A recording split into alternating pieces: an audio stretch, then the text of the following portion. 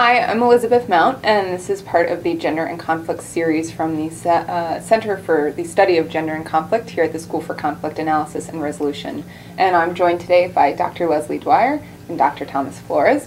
And we are speaking a little bit about our thoughts and reactions, as well as what the field of conflict analysis and resolution has to bring to the table when we're talking about and thinking about the impact of Representative Todd Akin's recent comments about legitimate rape, and then more broadly some of his comments about women in society, reproductive rights more broadly. So I'm interested in unpacking some of these issues today and talking about what are the implications as far as gender relationships in the U.S.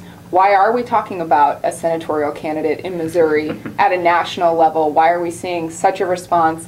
What are some of the ways that feminists are responding to this, and what do all of these issues have to do more broadly with gender and conflict and aspects of power in U.S. society? So Dr. Dwyer, do you want to kick us off? Well, I think maybe we want to actually start off with the question that you mentioned of why this matters. Why we're not just talking about, at least I would argue, why we're not just talking about one particular candidate from one particular state who, some people have dismissed as representing this fringe extreme. Right. Why isn't this something that can simply be dismissed as a fringe or as a unusual incident? Why is this important? Yeah, I agree, and I think also there's a set of strategic issues that you'll hear on CNN about whether he'll win despite the comment, or whether he'll get funding from the Republican National Senatorial Committee based on the comment and comments since. And those are all interesting questions about sort of the horse race, but there's been very little discussion in terms of public discourse about what he said and what it really means. And I think that's the broader, in a sense, the hole in discourse that we want to sort of try to fill a little bit here. So, yeah. Liz, do you want to speak to your own question there for a little bit and talk a little bit about what this means as far as power relationships and why this matters, that it's actually not that far off the spectrum? I mean, first I think it, so first I think at a broader level, at the national level, at the cultural or sociological level, I think that we do have to see it mattering, because the horse race isn't separate from this. I think that it's an indication, the fact that he is now leading his opponent by 1 point was the last that I heard. And that he's had, the same folks from the Republican Party who kind of hung him out to dry at first have now come back and they're offering him support. That does actually, for me, raise the question of whether or not what he's saying is somehow appealing to voters. Is it somehow representative of a particular kind of voice or voter that they're trying to attract? So I think that's, to me, one question. To what extent is this actually representative of a social point of view? The other question, I think, and this is something that I haven't seen so much being discussed in the media, is the effects of these kinds of comments. What does this do to our national discourse on gender, to our national discourse on rape and violence against women? What does it do, even more specifically, to women who may be living with this experience of sexual assault and may feel that their own ability to speak about their experiences or to try to get justice has now been constrained because of the way in which this has maybe been moved from this fringe right, like somewhere maybe closer to the center. I don't know, but so I think that there are 2 points. Like, one, is this representative, or is this something that we can kind of dismiss as, he's off somewhere in the woods? Is this something that's actually moving closer to the middle of our public discourse? And then what impacts does this have actually on survivors of sexual violence? So I don't know if you would like to speak to that as well. I know that that's some of the work that you do, scholar. I want to pick apart the second thread actually first, just because I think that this is, for me, the most the most troubling on a micro level is the implications of his comment on August 19th when he said, if it's a legitimate rape, a woman's body has a way of shutting the whole thing down. So aside from the fact that that junk science argument is just like patently false, I think the other problem with that is that it reinforces this very limited construction of what is and is not rape. So date rape, incest, sexual assault that occurs when there's alcohol involved, or just not knowing how to navigate sexual consent as a young person that may or may not at this point be brought up in a school system that has abstinence-only education. And how does one navigate consent in a culture where you're not talking about sex? So I think that when you enter that gray area into which most sexual assaults fall, and you move away from this limited framework of rape is an innocent woman without any sort of defenses being assaulted by a larger male that is coming at her with a weapon. And let's talk about the fact too that that's always racialized in this culture. Right. That's deeply embedded in so many of our narratives around race and class. So leaving that argument off the table for a minute, I think as far as the implications for victims of sexual assault, if we're saying that if it's a legitimate rape and that your body has a way of shutting that down, and we have a population of women that have had children or have had pregnancies terminated as a result of rape, you've just completely delegitimized those women and saying, well, clearly your experience of sexual violence didn't fall into real sexual violence, and so all of your pain, trauma, or denial and the effects of that denial on your life, all of this is overreacting or completely, your fault. You did something to provoke this or your body would have shut it down. So while it's easy, I think, for a lot of the feminist discourse that I've heard in response to this to shut it down and say, oh, well, he's ridiculous and this is completely off the mark, there's very real implications as far as reinforcing this idea of, well, she asked for it, she provoked it, and then when you cross that line with the junk science argument, you've already got this very tight construct that's even further constrained by saying, well, what happened to you is really not legitimate, and we can tell because here you are pregnant. It strikes me too, Elizabeth, and you're sort of triggering something I've been thinking about for a little bit, which is that in addition to sort of enforcing a discourse, this is more in response to your third sort of comment, Leslie, that it enforces a discourse of women as being fundamentally dishonest, right? So women will lie to get what they want, right? And women do this all the time, right? So it's, in essence, what it says is any woman who wants an abortion who's claiming rape is lying. And that invalidates all of their... But that, I think, just enforces a discourse about women as being dishonest, fundamentally so. Catty. Right? Women are catty. They tell white lies to get what they want, and this is part of the broader set of behaviors that women engage in. And then on top of everything, I think and then even more than that, it sort of enforces a sense of women, and I was thinking about witches in Salem before we had this conversation, that it enforces women have these powers. Sort of, we were going to play a song right now before we had this conversation. It should be Black Magic Woman by Santana, right? Sort of, women have these powers. They're sort of magic, right? It can shut it all down. It can sort of, if it wants to, it can just essentially perform birth control, right? Just right there. And this sense of sort of, women have women's intuition, right? More a mother's intuition, that women have these sort of a magic set of powers that men fear. And I think he's tapping in the same way that so many people of his ilk tap into racial fears. I think he's tapping into masculine fears of the things that we don't understand about women, that women are mysterious, that women have sort of an air of mystery and powers that we don't have and we don't understand, and hence those powers, when used for evil, right, are what I think he's getting at. And so I think the discourse that he engages in is one that I think romantic comedies engage in, and so it is highly representative because so much of our culture of how we talk about women is premised on the idea of women being weaker, but having this magic powers that need sort of that we have to sort of respect, or and I think that's what he's tapping into, and it's a really, to me, that's a very frightening discourse.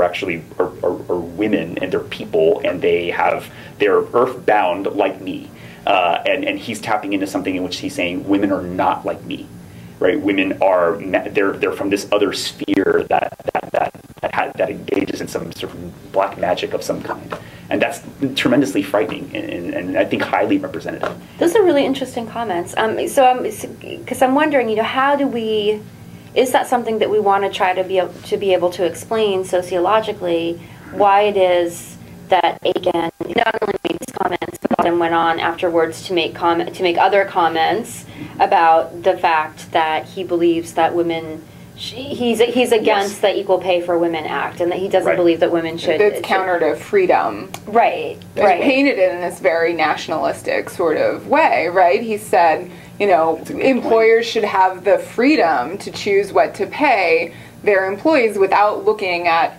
any sort of, I'm talking just about anecdotes, not even going into literature on this, the ways in which salary negotiations are gendered, and even we have this wonderful new research now about academia, if you change... STEM fields. Right, exactly. So I think that, Thomas, I want to piggyback off something you said, we think about people of his ilk. And that's the problem right now. I think it's so easy for all of us in academia, and I think more broadly even in the media, it's being painted as he's this right-wing whack job, when in reality he's quite on the spectrum, which I think the fact that he's now raising money, and in the days following his comments on August 19th was still raising money, despite the fact that the established right wing was trying to separate themselves. But then if you go further back, even just to last year in January, the Hyde Amendment, when it was proposed to be reauthorized, came out with this language around forcible rape.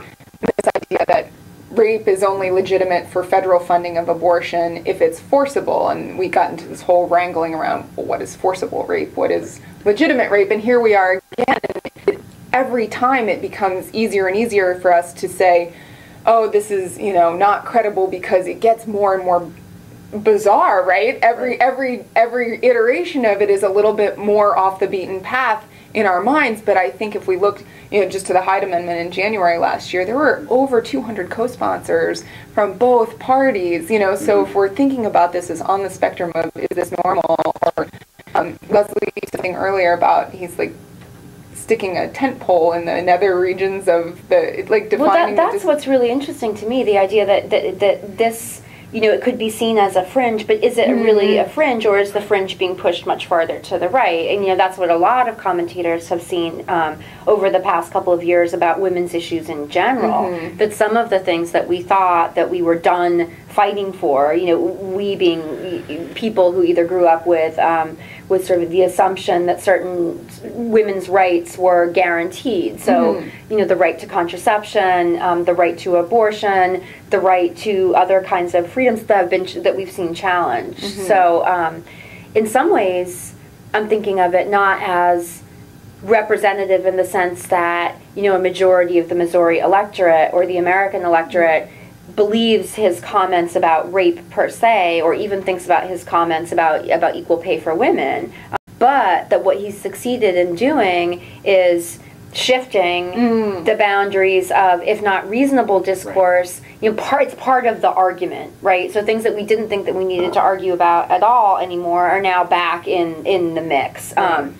So that's what I think it's interesting to think about. He's, if we're thinking about horse races and political strategies, like I'm wondering if also part of what's happening is he's a figure who then makes other folks like Mitt Romney or Paul Ryan look positively reasonable in their stance on women's issues. Paul Ryan co-sponsored stuff with Akin. They're in complete agreement on most of these issues. He's the vice presidential candidate for the Republican Party. That's mainstream. That's about as mainstream as it gets. Right. So if Akin is the right. And of his party, then someone like Ryan is the center, and then maybe Romney is even sort of on the quite moderate left of the party. Right. So there's a discursive sort of staking out of these positions that's going on that I think in some ways is arguably even more important than whether or not folks in Missouri believe that there's legitimate rape and illegitimate rape. Although I don't want to at all in any way diminish what you're saying about the power of drawing these distinctions and the impact it would have, say, on a young woman who's a victim of sexual assault, who then has to ask herself, was that a legitimate sexual assault, or was that an illegitimate one for which I'm responsible, and therefore I have no right to pursue justice in this case. So I don't want to diminish that, but in some ways, like, the really interesting question to me is what is happening in general about discourse on gender issues, and what kinds of social conflicts that represents. And let's not also, let's not forget, and dovetailing from both of your comments a little bit, let's not forget that just last year here in Virginia, not far from where we're sitting, right, there was essentially the Virginia sort of legislature was going to try to legalize essentially rape. They were going to mandate. They were going to mandate. Sorry, not just legalize. They were going to mandate. Right, there's an incredibly invasive procedure for women who wanted to have abortions, which is just an incredibly interesting sort of, and this I think taps into. And this just maybe just explain that what we're talking about is that the bill that was in the Virginia legislature was going to mandate the transvaginal ultrasound. Yeah, so women seeking an abortion following in the second or third trimester. I don't remember what it was in general. It was in the was it in general? Any abortion? Yeah, oh yeah. Oh, sorry. So to give context, this was a Virginia bill that would have mandated that any woman seeking an abortion would have to have a transvaginal ultrasound and view the fetus before she can, was granted, I guess, permission to have the abortion performed. And I think this speaks to a broader issue and a broader issue for people who that I think is now a big part of the broader national conversation on a host of issues that really gets to sort of how conflict analysis and resolution helps us understand these issues, right? Which is that the people in the Virginia legislature, before there was a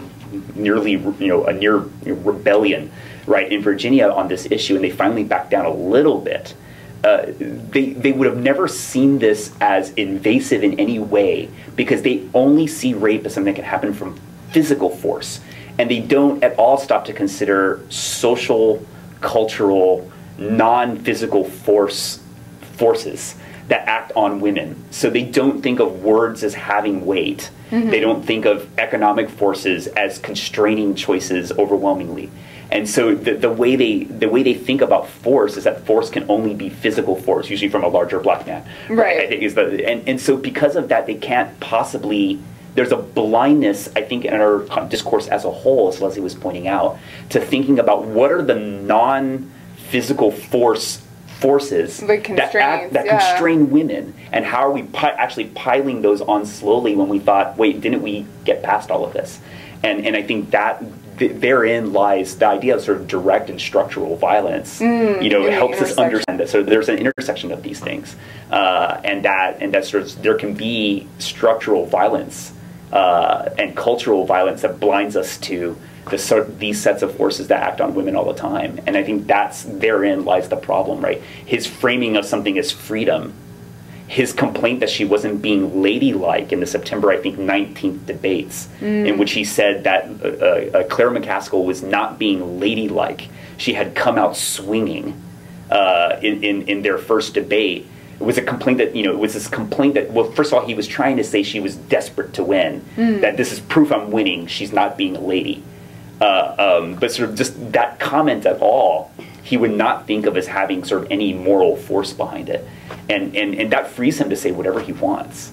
And that again, that's also that's a broad, that's not just some loony far right that has crazy ideas about the way women's bodies works. It says something deper about our national discourse. And I think, Leslie, you're totally right about that. This is really interesting, I think, because I think that we can, if we're talking about conflict resolution perspectives, oftentimes scholars just make issues more complicated in a way that's not helpful. But I do actually agree with you that if we think about this as discourse and we think about the power that inheres in not only being able to, and this is a phrase that I can't remember who said it, but that power consists of being able to make others occupy your story, your version of events, right? So there's that, but there's also a power in setting the boundaries around, what's considered a reasonable discourse, what's considered a fringe discourse, and limiting the words that, say, young women have available to them to use to name their own experiences. And I think that these are very, very powerful forces that it would help us to think about, because some of the response, by feminists and others, as you identified, was to say, okay, he's just on this loony fringe. Or, someone like Karl Rove, who kind of hung him out to dry and said, well, this doesn't represent the mainstream Republican Party. And although now you see folks coming back, Santorum and Gingrich and others have been Roy Blunt came back in here. Are supporting him now. But something more complicated is going on, rather than just saying, well, he misspoke, or he apologized, those were the wrong sort of words, or they're just words, they don't really matter. What really matters is, say, his voting record or something like that, right? I mean, it's so easy sometimes for us to dismiss the power of discourse as, quote, just words, or it was no big deal, he just misspoke, he should have said it better, so on and so forth. But I think that one thing that we really can highlight from our field is how power and conflict move through language, through discourse, through what we can say and what we can't say, and sort of who can say it. And I think that's where all of these points intersect, right? Leslie, you're talking about like setting the boundaries of where the field is. If he's really far to the right, and that makes Romney, moderate, and Ryan's in the middle. Part of and makes Romney on the left. I'm sorry, Romney on the left, and then Ryan in the middle. Those we're at the same time we're seeing women's voices marginalized, and men's voices too. I mean, it should be said that in Virginia, rape, the statute against rape, is penetration by a penis of a vagina. So we're talking, men are excluded of, all sorts of things get excluded when that's your narrow framework that you're working with legally. But setting that aside for a moment, and we're talking about pushing the boundaries and where the discourse kind of is set up and staked out. If we've just delegitimated the voices of people who don't fall into this narrow construct of you're a victim, well, you're not victim, so you can't speak to these, all of a sudden the people setting these boundaries are, unmitigated. Those voices aren't being informed by people whose experiences are contrary to that. And the interesting thing is how, and both of you have sort of gotten to this point, the interesting thing is how the left, such as it is, has responded. So Claire McCaskill responded by saying it's not what he said, it's what he believes. Right. Which was interesting in the sense that it goes against actually the discourse argument, right? But apart from that, right, he's only down a point. And then he's up a point now. I'm sorry, that's right. He's up a point. My mistake. And so he clearly enough people either agree with him or don't find what he had to say troubling at all. Right. That he hasn't lost that big. And the left, and the Democratic Party in particular, which is not the left, but the Democratic Party has responded in a sort of I'm shocked to know there's gambling going on in this establishment sort of way, without actually saying here's a different discourse. Right. Here's a different narrative. We're going to push, we're going to reform, push, and change what those limits are. And the Democratic Party doesn't want to do that. And I'm reminded a little bit about how Sharon Engel talked her way out of the Senate. All she had to do was not say much because everyone hates Harry Reid in Nevada. He won a Senate race with something like 29% approval ratings because she just kept on putting her foot in her mouth, and he just let her. And I'm thinking that Claire McCaskill is doing something similar. Let's give them enough rope to hang themselves. And that may be a smart political horse race move. But it means that there's a silent discourse in response from anyone in any position of power. Right. So there may be an alternate discourse amongst feminists, among some feminists, right, in certain circles, but it has no microphone because there's no way that the Democratic Party, which is an electionist party, it has no deep links with society other than trying to win elections. And so in that sense, then, the horse race dictates that they let him keep talking and say, I'm shocked and I whatever, but to not offer an alternative discourse because that might hurt them in an election. That alternative discourse, they sense, I think, would actually hurt her chances to win. So use it for fundraising, so on. And we see the same thing with the 47% comment by Governor Romney, or sorry, ex-Governor Romney. The fact is that there's no alternate discourse from anyone in power that is supposedly on the left. And that is maybe one of the saddest parts of all of this, is that there's just no discourse. And that also speaks to the fact that if there's no alternate discourse, it's because a lot of people on the Democratic side feel the same